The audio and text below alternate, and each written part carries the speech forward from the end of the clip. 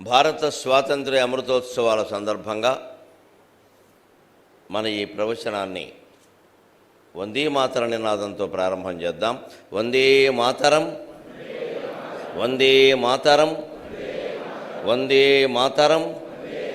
రాజుల శక్తితోడ, ఋషిరాజుల తీవ్ర విరక్తితోడ, తల్లి భారతమాత రాజుల శక్తితోడ, ఋషిరాజుల తీవ్ర విరక్తితోడ, ధీరాజుల మేధతోడ, కవిరాజుల సద్గుణ బోధతోడ, రాజుల శక్తితోడ, ఋషిరాజుల తీవ్ర విరక్తితోడ, ధీరాజుల మేధతోడ, కవిరాజుల సద్గుణ బోధతోడ, రారాజుగ వెల్గుని భరతరాజ్యము, రారాజుగ వెల్గుని భరతరాజ్యము, నూత్న యుగంబునందునం రాజిలునట్లుగా, నూత్న యుగంబునందునం రాజిలునట్లుగా, యువతరం ఒక దీక్షను బూనగావలెన్, యువతరం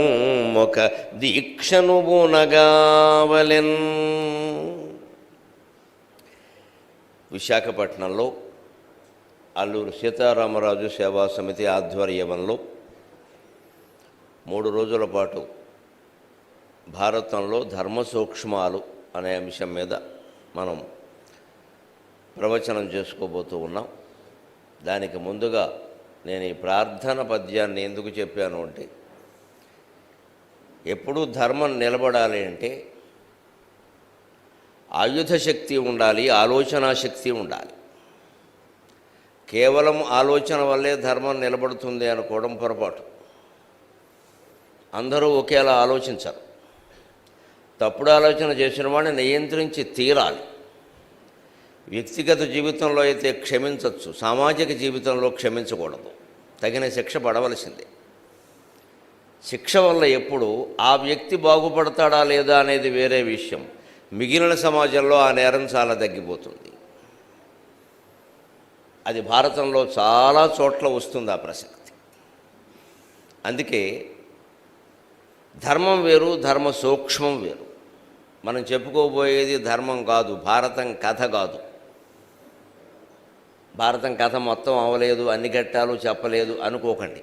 అలా ఉండదు. ఇది భారతంలో ఎక్కడెక్కడ మనం ఇది ఎందుకు జరిగింది, ఇది తప్పు కదా అనుకుంటామో వాటికి సమాధానాలు ఈ 3 రోజుల ప్రవచనాల్లో లభిస్తాయి. అది ఏ రకంగా ఒప్పో, ఒకవేళ తప్పు అయితే ఏ రకంగా తప్పో, ఎందుకు చేయవలసి వచ్చిందో అది ఈ 3 రోజుల ప్రవచనాల్లో చెప్పే ప్రయత్నం చేస్తాను. నా తల్లిదండ్రులు, గురువులు నాకు ఇచ్చినటువంటి శక్తి ఆధారంగా. అదే ధర్మ సూక్ష్మం. ఏ జాతి నిలబడాలన్నా, ఏ వ్యక్తి నిలబడాలన్నా, అభివృద్ధి సాధించాలన్నా శారీరక శక్తి ఉండాలి, మానసిక శక్తి ఉండాలి, ఆధ్యాత్మిక శక్తి ఉండాలి, రెండింటిని మించి. అందుకే రాజుల శక్తితోడ, ఋషిరాజుల తీవ్ర విరక్తితోడ, ధీరాజుల మేధతోడ, కవిరాజుల సద్గుణ బోధతోడ, రారాజుగ వెల్గని భరతరాజ్యము అన్నాను నేను. సాగరఘోష కావ్యంలో పద్యం. ఒక వ్యక్తి అభివృద్ధి చెందాలన్నా, ఒక జాతి అభివృద్ధి చెందాలన్నా ఈ 4 సమన్వయం కావాలి.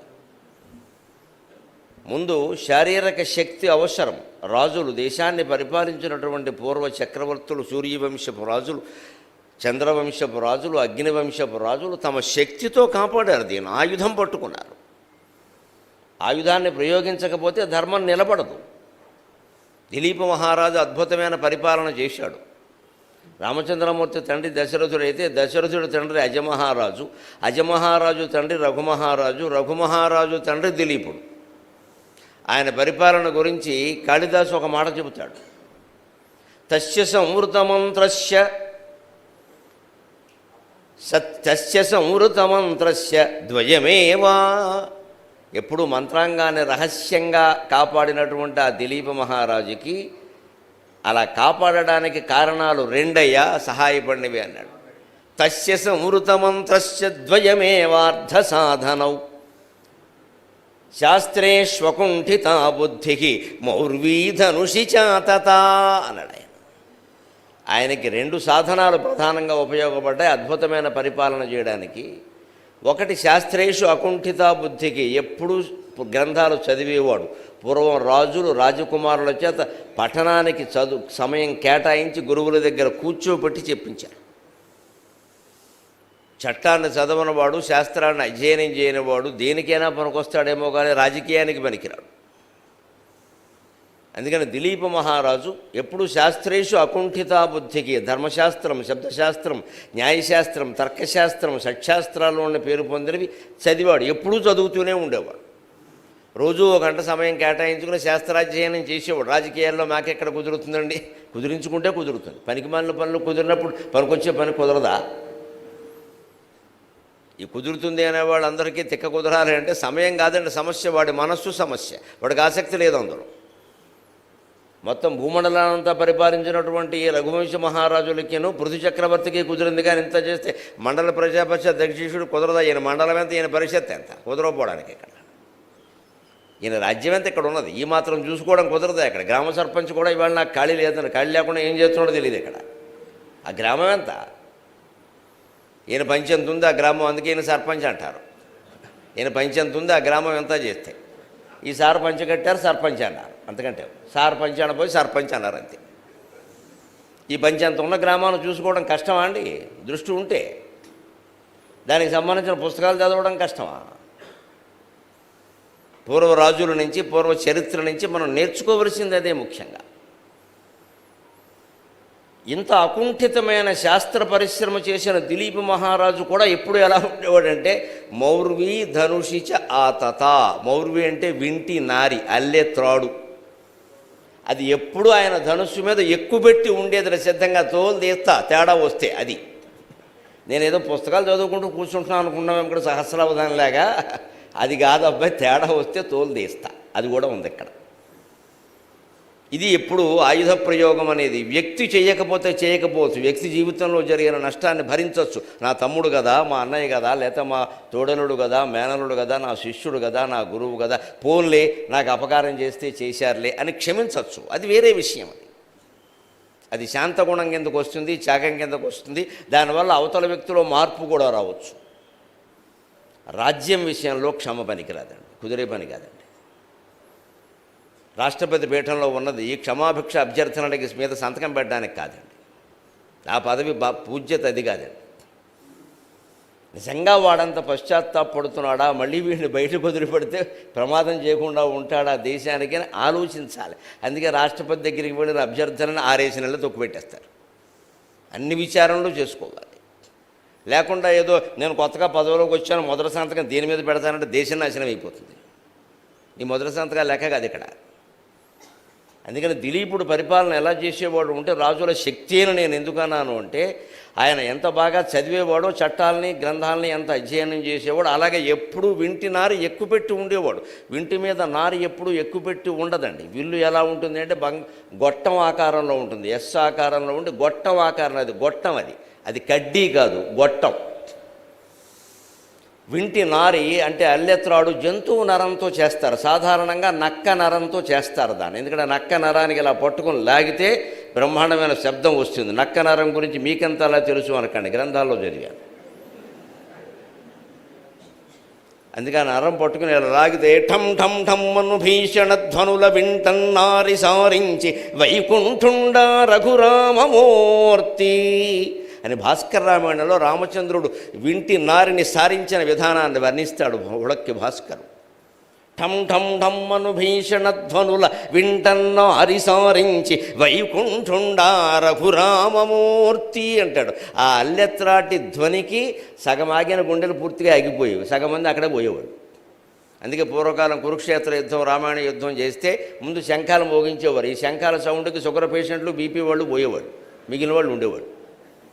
శంఖ మీద తట్టుకోలేని వాడు యుద్ధం ఏం చేస్తావు? అందుకే బాగా బ్రహ్మాండంగా మోగించేవారు. ఆ దెబ్బకి సగం మంది పోయేవారు, గొడవ లేదు, రక్తపాతం లేకుండా అయిపోయింది గొడవ. ఇక మిగిలిన వాడే ఉండేవాడు అక్కడ. అదో అరగంట మోగేవా శంఖాలు. మామూలుగా పౌండ్రం దద్భౌ ప్రతాపవాన్ అంటాడు భీముడు. పౌండ్రం అనే శంఖాన్ని మోగించాట. అనంత విజయం రాజా కుంతీపుత్రో యుధిష్ఠిరక అంటాడు ధర్మరాజు. అనంత విజయం అనే శంఖాన్ని మోగించాట. వాళ్ళ శంఖాలకి పేర్లు పెట్టుకున్నారు. మనం ఇప్పుడు కుక్క పిల్లలకి పేర్లు పెట్టుకుంటున్నాం. వాళ్ళ శంఖాలకి ధనుస్సులకి బాణాలకి పేర్లు పెట్టుకున్నారు. ఒక్కొక్క పిల్లలకి పిల్లి పిల్లలకి పేర్లు పెట్టలేదు. మనకి పేర్లు పెట్టడానికి దివ్యమైనవి ఏం లేక కుక్క పిల్లలకు పెట్టుకుంటున్నాం ఇవాళ. ధర్మరాజు శంఖం పేరు అనంత విజయం, భీముని శంఖం పేరు పౌండ్రం, అర్జునుని శంఖం పేరు దేవదత్తం, నకులుని శంఖం పేరు సుఘోషం, సహదేవుని శంఖం పేరు మేఘపుష్పం. చాలా అందమైన పేర్లు, గంభీరమైన పేర్లు పెట్టి ఆ పేరు తలుచుకుంటే వాడికి ఉత్సాహం వస్తుంది. అటువంటి శంఖాలు మోగించేవారు. ఆ ఆయుధ ప్రయోగం, యుద్ధం అనేది అవసరమైతే చెయ్యాలి, అనవసరంగా రెచ్చగొట్టద్దు, అవసరమైతే వెనకాడద్దు. అది రాజుల శక్తి.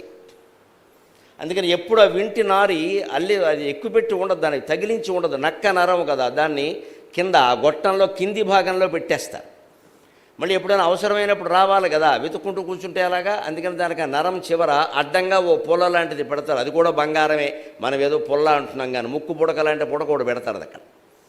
ఆ పుడక పైకి ఆ బాణం ధనుస్సు గొట్టంలో ఉండే రంధ్రం పైకి ఈ పుల్ల అడ్డంగా ఉంటుందన్నమాట, లోపలికి వెళ్ళిపోకుండా అడ్డంగా ఉంటుంది. అవసరమైనప్పుడు వీరుడు ఎడమకాలి బొట్టన వేలుతో ఆ ధనుస్సుని అలా తొక్కిపెట్టి కుడి చేతి చూపుడు వేలుతో ఈ వింటి నారి పట్టుకుని ఇలా పైకి లాగుతాడు. అప్పుడు పై ధనుస్సు కొమ్ముని ఇలా వంచి దానికి బిగిస్తాడు. దాన్ని విల్లు ఎక్కువ పెట్టడం అంటారు. రాముడు ఆ పని చేసేసరికే శివధనుస్సు విరిగింది. రాముడు అంటే ఇది ఇంకా బాణం వేయలేదు, ఏం చేయలేదు, ఊరికే ఎక్కువ పెట్టాడు, అంతే అయిపోయింది. దానిపై ఆయన బాణం వేయాలనుకోని వేస్తే ఎవరి మీద వేయాలి? అక్కడ స్వయంవరంలో బాణాలు ఏమిటి? కానీ అదొక ధనుస్సు అలా పెడతాడు. పైకి ఎత్తితే చాలు అన్నాడు జనక మహారాజు. రాముడు ఎత్తాడు, ఎక్కువ పెట్టాడు. బాణప్రయోగం అవసరం లేదు కాబట్టి మానేశాడు. ఎక్కువ పెట్టి ఇలా ఎక్కువ పెట్టడం కోసం ఇలా పైన ఉంచేసరికి విరిగిపోయింది అది. అంతటి శక్తి కలిగి ఉన్నవాళ్ళు కూడా శాస్త్రాధ్యయనం చేసేవారు. కేవలం రౌడీయిజం పనికిరాదండి రాజకీయంలో, శాస్త్రాధ్యయనం ఉండాలి. లేకపోతే రౌడీయిజం అవుతుంది. నువ్వు శాస్త్రాధ్యయనం చేసి ఆయుధ ప్రయోగం చేస్తే ధర్మం కోసం చేసిన యుద్ధం అవుతుంది. లేకుండా వీధి రౌడీయిజం చేస్తే స్ట్రీట్ రౌడీ అంటారు, స్టేట్ రౌడీ అంటారు, పెద్ద తేడా ఉండదు. ఎందుకు రౌడీయిజం చేస్తున్నామంటే మనకి ఇష్టం లేని వాళ్ళలా లేపేద్దాం అంతే. శాస్త్రాధ్యయనం ఎందుకంటే ఈ ఇష్టం అనిష్టం అనే దాన్ని జయించడానికి. ఇష్టాయిష్టాలను జయించాలంటే శాస్త్రాధ్యయనం చేయాలి. ధర్మశాస్త్రాన్ని అధ్యయనం చేస్తే మనమెంత, మన బతుకెంత, బతుకుతున్నదంతా, ఇందులో ఇష్టమేమిటి అయిష్టమేమిటి. పోనీ మన ఇంట్లో మనం ఉన్నవాళ్ళం నాకు ఆవకాయ ఇష్టం లేదు, మాగాయ ఇష్టం అంటే ఇంట్లో భార్య రోజు మాగాయే వేసి పడుతుంది, సావరా అబ్బాయి అని. లేదా మన కోసం మొత్తం 2 జాడీలు మాగాయ చేస్తారు. ఏం చేస్తాం, మొగుడు గదే ఇష్టం, చస్తున్నాం ఇక్కడ. ఇష్టాయిష్టాలు అక్కడ పని చేస్తాయి. సామ్రాజ్యంలో ఉండి రాజకీయాల్లో ఉండి ఇష్టాయిష్టాలంటే కుదరదండి. ప్రజలకు ఏది ఇష్టమో అదే మనకి ఇష్టం కావాలి. ఏది దేశాన్ని నిలబెడుతుందో అదే రాజుకి ఇష్టం కావాలి. రాజుకంటూ, రాజకీయ నాయకుడికంటూ సొంత ఇష్టాలు ఉండకూడదు. అప్పుడే రాజకీయం బాగుంటుంది. ఖచ్చితంగా సొంత ఇష్టాలు ఉండకూడదు. నాకు అది ఇష్టం అండి, ఇది ఇష్టం అండి, నాకు సెంటిమెంట్ అండి, ఇవన్నీ కుదరవండి. ఇక్కడ మూఢ విశ్వాసాలు ఉన్నవాడు రాజుగా పనికిరాడు. దేనికైనా పనికొస్తాడు కానీ రాజుగా పనికిరాడు. ఎందుకంటే ఈయన మొత్తం ఈ గుడి నమ్మకాల కోసం దేశం సొమ్మంతా తగలబెట్టేస్తాడు. ఎవడిచ్చాడు ఈయనకి అధికారం? అందుకని ఇష్టాయిష్టాలు ఉండడానికి వీల్లేదండి. ఖచ్చితంగా ఆత్మవిశ్వాసం, పరమాత్మ విశ్వాసం రెండే. అందుకని ఆయన అకుంఠితమైన బుద్ధితో శాస్త్రాలు చదివేవాడు. కానీ సామాన్య ప్రజలైన వాళ్ళు ఇలా ఉపన్యాసాలు ఇస్తే వినరండి, ఆయుధం జడిపించాలండి. అందుకని మౌర్వి ధనుషి చాతత, ఎప్పుడూ వింటి మీద వింటినారు ఇలా లాగిపెట్టి ఉండేది, తోలు ఉడుతుంది అబ్బాయి జాగ్రత్త అని. కాబట్టే పనిచేసేవాడు. ఆయన శాస్త్రాధ్యయనం కారణంగా చేసే సక్రమమైన, చట్టబద్ధమైన, ధర్మపరమైన పరిపాలన ఉంది. దానికి సంతోషించిన వాళ్ళు నమస్కరించేవారు, పెద్దవాళ్ళు ఆశీర్వదించేవారు. రాజు అంటే ఇతను అని. అలాంటి రాజులు పరిపాలించారు ఈ దేశాన్ని. అప్పుడు కాళిదాసు వంటి సత్కవులు గుణబోధ చేశారు. వాల్మీకి వంటి వారు మహాకావ్యాలు రాశారు. వ్యాసుడు లాంటి వాడు మహాభారతాన్ని రచించారు. కాబట్టి ఆ రోజులు బాగున్నాయి. ఆ రోజుల్లో అందరూ గ్రంథ పఠనం స్వయంగా చేసేవారు. చేసే అవకాశం లేకపోయినా, చదువు రాకపోయినా పెద్దవాళ్ళు బ్రాహ్మణులు చెబితే కూర్చుని వినేవారు. ప్రతి గుళ్ళోనూ పురాణ కాలక్షేపం జరిగేది. దేవాలయం ఉన్నదే అందుకు. పురాణ కాలక్షేపం లేకపోతే దాన్ని దేవాలయం అనకూడదు. ప్రతిరోజు పురాణం చెప్పాలి ఎవరో ఒకరు. ఎవడు వినకపోతే దేవుడు వింటాడు చాలు. 1 గంట సేపైనా అక్కడ పురాణం చదవాలి. తన కోసం తనైనా చదువుకోవాలి. దేవుడు వింటాడు, ఆశీర్వదిస్తాడు, ఏం పర్వాలి. అలాగే నెమ్మదిగా జనం పోగవుతారు. ఆ రకంగా గ్రామం మొత్తంలో ధర్మం నిలబడుతుంది. నిన్న విన్నాం కదా, చెప్పారు కదా, ఏం చేస్తున్నాం అని ఆలోచిస్తాడు. అందుకోసం ఇవాళ మళ్ళీ అటువంటి విశ్వగురువైన భారతదేశాన్ని మనం పునర్నిర్మాణం చేసుకోవాలి అంటే ఆ రాజకీయ రాజుల శక్తి, ఋషిరాజుల విరక్తి అన్నీ అవసరమే. ఆధ్యాత్మిక శక్తి అంటే విరక్తి, గమనించండి దయచేసి. ఆధ్యాత్మిక శక్తి అంటే ఏదో తేజస్సు అది ఇది అనకూడదు. ఆధ్యాత్మిక శక్తి అంటే వైరాగ్యం, విరక్తి, నిరాడంబర జీవనం. నేను ఆధ్యాత్మిక వేత్తనే అంటున్నవాడు నిరాడంబరంగా ఎవరినీ కలవకుండా ఏకాంతంగా తన మానాన్ని తాను ఉండవలసిందే తప్ప జనసాంగత్యం ధనసాంగత్యం కోరుకుంటున్నాడు అంటే వాడు ఆధ్యాత్మికవేత్తగా పనికిరాడు. ఇక స్వామీజీగా పనికిరాడని వేరే చెప్పక్కల. ఇంతకంటే కావాలో చాలా గొప్ప స్థానం అది. మేము ఇంకా సన్యాసాలు పుచ్చుకోవాలి, మేము సంసారాల్లో ఉన్నాం కాబట్టి మాకు ఇంకా కొన్ని అవసరాలు ఉన్నాయి. సన్యాసికి ఏ అవసరం ఉండదు, ఉండకూడదు. జనసాంగత్యం ధనసాంగత్యం కోరుకుంటున్నామంటే మనం స్వామీజీ లేదా సన్యాసి అనిపించుకుందుకు అనర్హులం కింద లెక్క. అంచేత ఋషిరాజుల తీవ్ర విరక్తి. అప్పుడు శాస్త్రజ్ఞులందరూ బ్రహ్మాండమైన పరిశోధనలు చేస్తారు. ధీరాజుల మేధ, ధీరాజు అంటే శాస్త్రవేత్త, బుద్ధికి రాజు. స్వేచ్ఛగా చేస్తాడు, హాయిగా చేస్తాడు, బ్రహ్మాండమైన పరిశోధనలు చేస్తాడు, ప్రకృతి నుంచి గొప్ప రహస్యాలన్నీ భేదిస్తాడు. వీడు ప్రపంచాన్నంతటినీ ఉడికించినటువంటి జబ్బు కరోనా భారతదేశాన్ని చాలా స్వల్పంగా బాధపెట్టి వెళ్ళిపోయిందండి మన మేధాశక్తి కారణంగా. భారత్ బయోటెక్ సంస్థ వారికి అందరూ కాళ్ళకి నమస్కారం చేసి మెచ్చుకోవాలి. పునర్వైభవం పట్టింది. ఈ వైభవ దశ కొనసాగేలా చూడడమే మనందరి బాధ్యత. అందుకోసమే 3 రోజులు కాదమ్మా, భగవంతుడు ఆయుర్దాయం ఇస్తే 300 ఏళ్ళు మాట్లాడతాను ఈ దేశాన్ని గురించి, ధర్మాన్ని గురించి.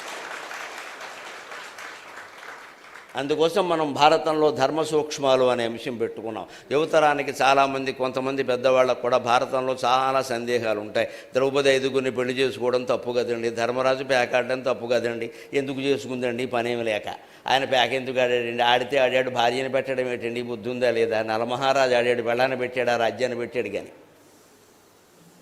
ఇలాంటివన్నీ ఉంటాయి.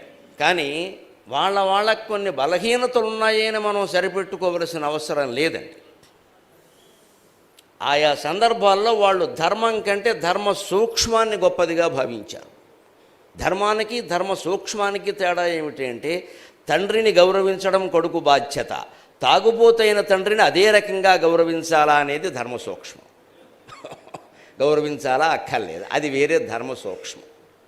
మా నాన్న తాగుబోతండి కాబట్టి నేను సీసాలు తెమ్మంటే తెచ్చానంటే వీడు అజ్ఞాని అన్నట్టు లెక్క. తేకూడదు, వీలైతే మానిపించాలి, లేదా కనీసం సీసాలు తేవడమైనా మానేయాలి. అంతేగాని పితృభక్తి అంటే ఇక్కడ సీసాల దగ్గర పితృభక్తి. ఇదే ధర్మసూక్ష్మం అండి. మనలో ఇవి చాలా తెలియక ఇబ్బంది పడతాం. మనం కొడుకుని ప్రేమించవలసిందే, కూతుర్ని ప్రేమించవలసిందే, సరే తగిన వ్యక్తుల నుంచి పెళ్ళిళ్ళు చేయవలసిందే. కానీ ఆ కొడుకో కూతురు దుర్మార్గానికి ఎడితే వెంటనే బంధం తెంచుకోవలసిందే, గట్టిగా చెప్పాల్సిందే. అదే ధర్మసూక్ష్మం. మనం చాలామంది అక్కడే బలహీనపడతాం. ఖచ్చితంగా ఏది ధర్మం అది మనకి బంధం. ధర్మం కోసమే ఈ బంధాలన్నీ, ధర్మం లేనప్పుడు ఈ బంధాలన్నీ అనవసరం. ఎందుకంటే జీవికి చనిపోయినప్పుడు వెనకాల వచ్చేది ధర్మం మాత్రమే. కర్మానుగో గచ్చతి జీవయేక. ఎవ్వరూ రారు, భార్య రాదు, భర్త రాడు, బంధువులు రారు, ఎవ్వరూ రారు, సంపాదించిన ఆస్తిపాస్తులు అసలే రావు. కేవలం ఆయన చేసిన పుణ్యపాప కర్మలు మాత్రమే వస్తాయి. మరి ఆ పుణ్యపాప కర్మల యొక్క శక్తి ఎక్కడ ఉంటుంది? ఒక్కోసారి తెలియక మనం ఇది ధర్మమే అనుకుని కొన్ని మొండి ధర్మాలు, బండ ధర్మాలు పెట్టుకుని పాటిస్తూ ఉంటాం. ధర్మం ఎప్పుడు పరిస్థితిని బట్టి మారుతుంది, సందర్భాన్ని బట్టి మారుతుంది. సత్యం మారదు, సత్యం శాశ్వతం. సూర్యుడు ఉదయించడం, తూర్పును ఉదయించడం అనేది సత్యం, అది శాశ్వతం, ఎప్పుడూ అలాగే ఉదయిస్తాడు. కానీ ఒక్కో రోజు మబ్బుల్లో మనకు కనపడ్డం, ఒక్కో రోజు రంగు మారుతుంది, అది ధర్మం, అది మారుతుంది. కానీ సూర్యుడు ఉన్నాడు, ఆయన తేజస్సు వస్తుంది. ఆయన ఎప్పుడు తూర్పునే ఉదయించడం, మనకు అలాగే కనపడడం సత్యం, అది మారదు. కానీ ఆయన కాంతిలో తేడా, ఉదయం ఒక కాంతి, మధ్యాహ్నం ఒక కాంతి, సాయంత్రం ఒక కాంతి, రకరకాల రంగుల్లో కనపడతారే, అదంతా ధర్మంలో తేడా. ఉదయిస్తూ బాలుడు ఉల్లి పువ్వు ఛాయ, ఉల్లి పువ్వు మీద ఉగ్రంపు పొడి ఛాయ, శ్రీ సూర్యనారాయణ మేలుకో హరి సూర్యనారాయణ. గడి ఎక్కి బాలుడు కంబ పువ్వు ఛాయ, కంబ పువ్వు మీద కాకరి పొడి ఛాయ, శ్రీ సూర్యనారాయణ మేలుకో హరి సూర్య సూర్యనారాయణ మధ్యాహ్న బాలుడు మల్లె పువ్వు ఛాయ మల్లె పువ్వు మీద మంకెన్న పొడి ఛాయ శ్రీ సూర్యనారాయణ మేలుకో హరి సూర్యనారాయణ వాలుతో బాలుడు వంగ పువ్వు ఛాయ వంగ పువ్వు మీద వజ్రంపు పొడి ఛాయ శ్రీ సూర్యనారాయణ మేలుకో హరి సూర్యనారాయణ కృంకుతో బాలుడు గుమ్మడి పువ్వు ఛాయ గుమ్మడి పువ్వు మీద కుంకంపు పొడి ఛాయ శ్రీ సూర్యనారాయణ మేలుకో హరి సూర్యనారాయణ. సూర్యునికి దశ దిశ లేవు, ఒకటే దశ ఒకటే దిశ. సూర్యకాంతికి దశ దిశ ఉన్నాయి. అది దశను బట్టి మారుతుంది, దిశను బట్టి మారుతుంది, చూసేవాడు దృష్టిని బట్టి కూడా మారుతుంది. ప్రచండంగా సూర్యుడు కనిపిస్తున్నా ఒకటి కనపడకపోవచ్చు, వాడి కళ్ళు లేవు, మనం ఏం చేస్తాం? నాకు వేడి తగులుతోంది కానీ సూర్యుడు కనపడట్లా, నీ కళ్ళే లేవు కదా, ఎలా కనపడతాయి? దానికి సూర్యుడు కారణం కాదు కదా, ధర్మం కూడా అంతే. మనం చేసిన ధర్మం అది వాడికి అర్థం కావట్లా, ఎందుకంటే వాడి కళ్ళు లేవు, దాన్ని అర్థం చేసుకునే అవగాహన శక్తి లేదు, వాడు అధర్మం అంటాడు దాన్ని. ఈ రకమైన సందిగ్ధత ఏర్పడినప్పుడు ఏది ధర్మమో తెలియజేయడం కోసమే ధర్మ సూక్ష్మాలు అనే కార్యక్రమం. ఇది ప్రత్యేకమైన ప్రసంగం.